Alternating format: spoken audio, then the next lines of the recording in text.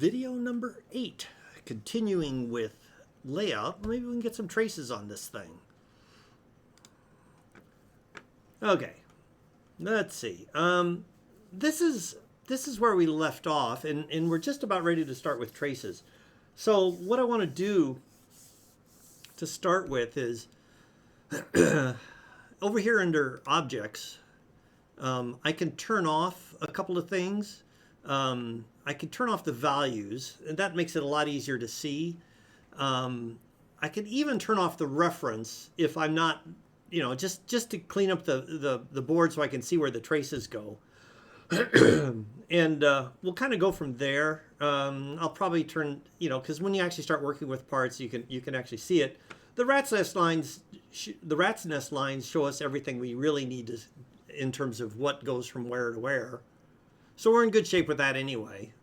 And then before we actually order the board, we'll move the labels around and all that sort of stuff. Late in the afternoon, the sun shines on my face, so I'll turn my face off here because it looks pretty, makes things look interesting. Okay, I'm going to edit the predefined sizes of the traces because I want to add my own dimensions, and I'm going to do 6 mil trace, and then I'm going to add a 12 mil,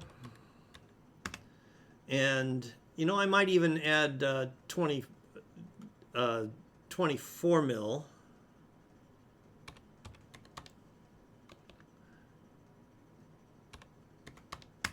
I need to, let's edit that one. Oh, 1, 2. Okay. And we'll see how this goes. This thing it'll keep us honest. Let's see here. Then design rules, constraints. Let's see.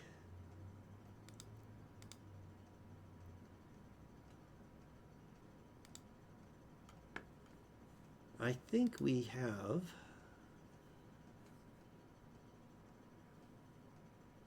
minimum trace. It's all set properly, so we won't get the errors. The clearance, we should be 0.006 for clearance. Minimum track width and stuff like that. So okay, I've got a little bit started. Now also with the layout, I do really want to keep it I want to start in one area and work my way across.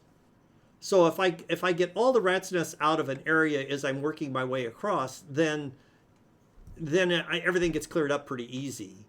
So let me start off by we're going to start down here in the corner and kind of work our way out of it.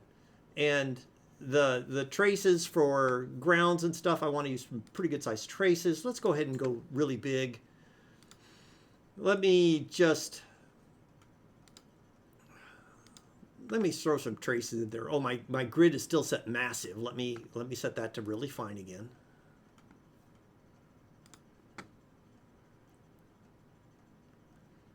And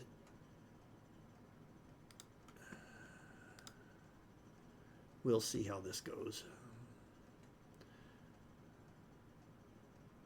Oh, I see. That's actually 2 separate pins. And, at this point, it won't even let me touch those 2 together because they're too close. I can't quite clear it, so I'm going to drop it down to 12 mil.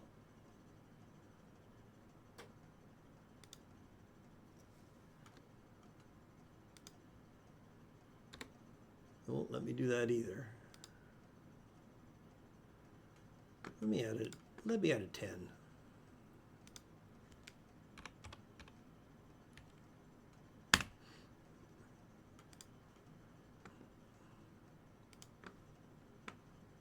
Let me try this.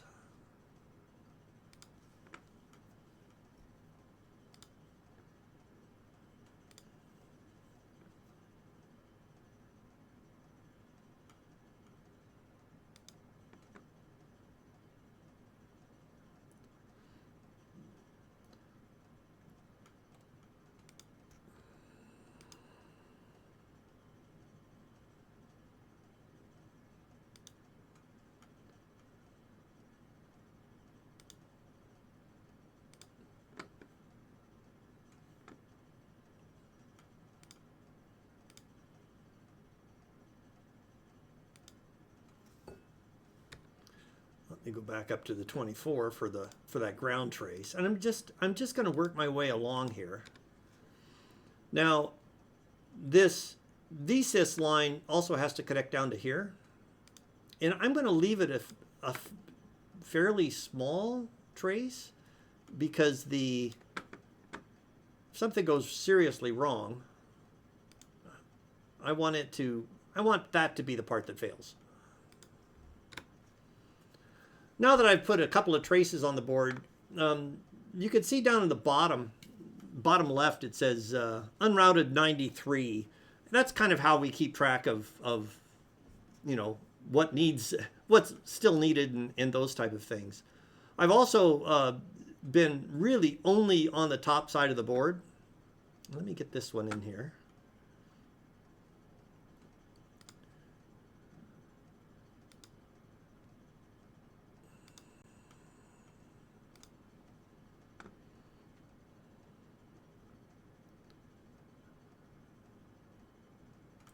And I think we can go back up to, yeah, let's stay with the 12 mil. And I want to go over to there, to there.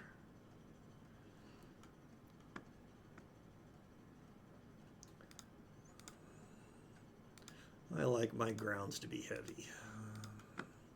And I'm just kind of like,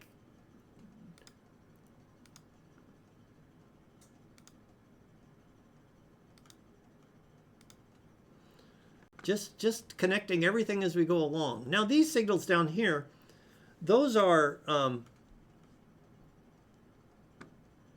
the data lines and stuff like that can be really small. And to connect onto the USB stuff, they really kind of have to be. So let me get those in place. Let me start with this one.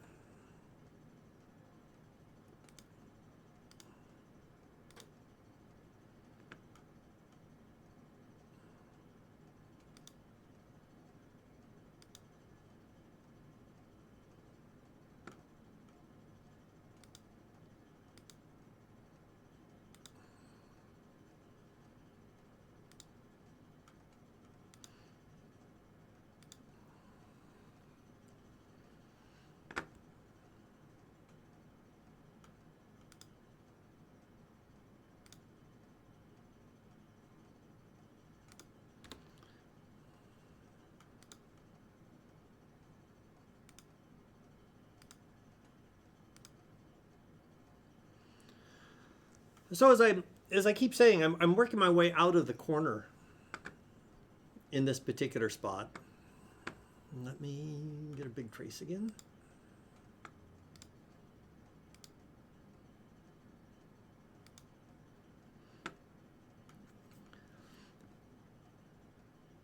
Now to make sure that these are actually connected across, I'm going to flip to the blue layer, the solder side with the 24 mil trace. And I'm going to connect across here.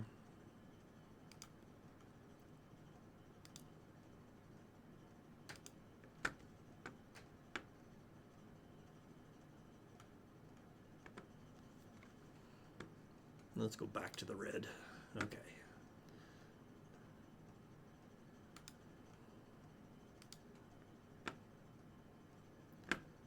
Six mil. Oh no, I got this one here. We can do this one too. It won't go that way. Okay, let me see. What do I want to do?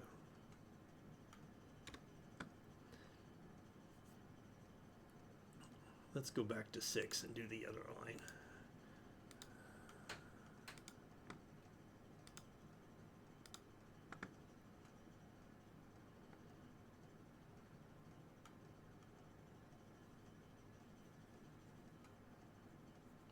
Trying to get the 3.3 volt line out. Okay. And this big ground trace, I think, should be pretty sizable. So I'm going to probably bring that out first. So let's go make it big again.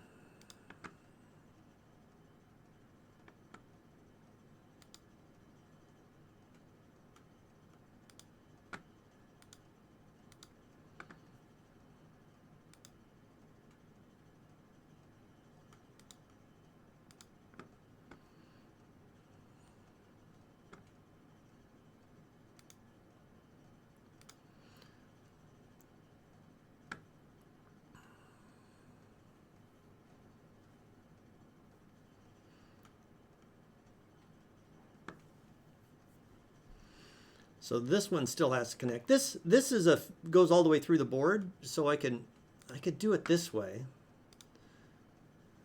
Oops, I need to be on the blue side, and I can start here.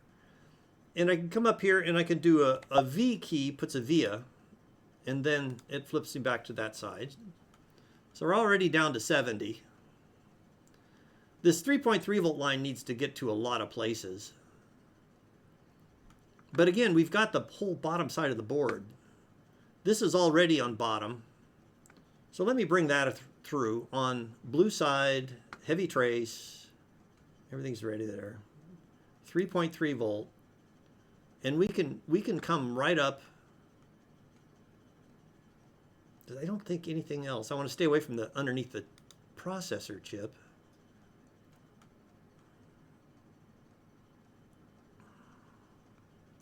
And I want a via right there.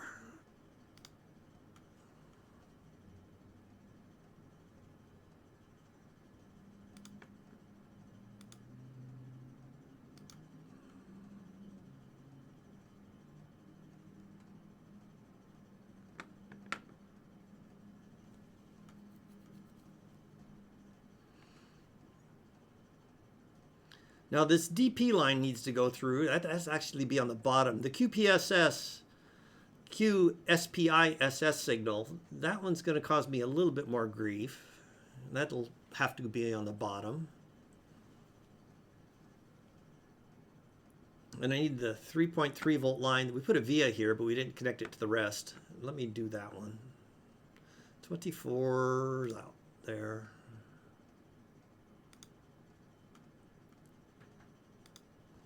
Okay.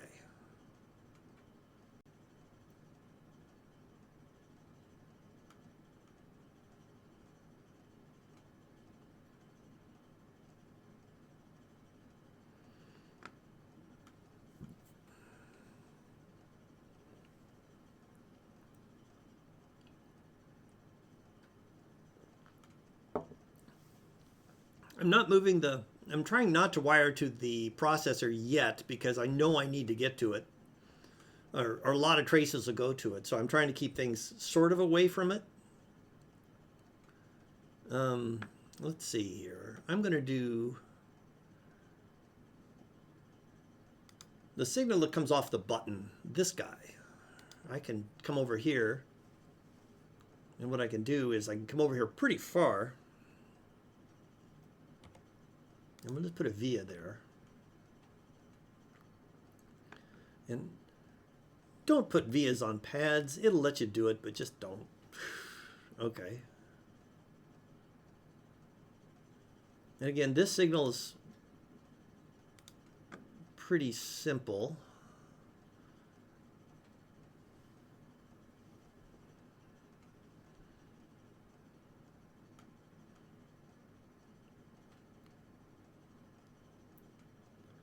You know, we may just need to do another via there. If I do a 6 mil trace from this one,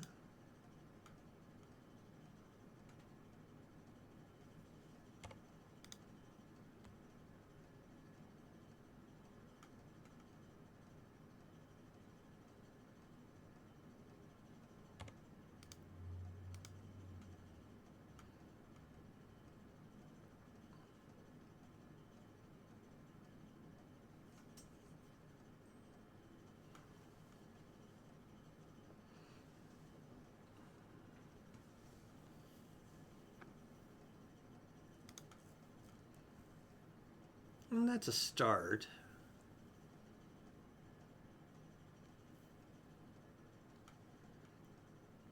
Still got to get all these traces out in the right order and all of these to come out yet. So I've got a bunch to figure out yet, and we'll keep working on that. I think I'm going to pause this video here. Let me save my work and stop there.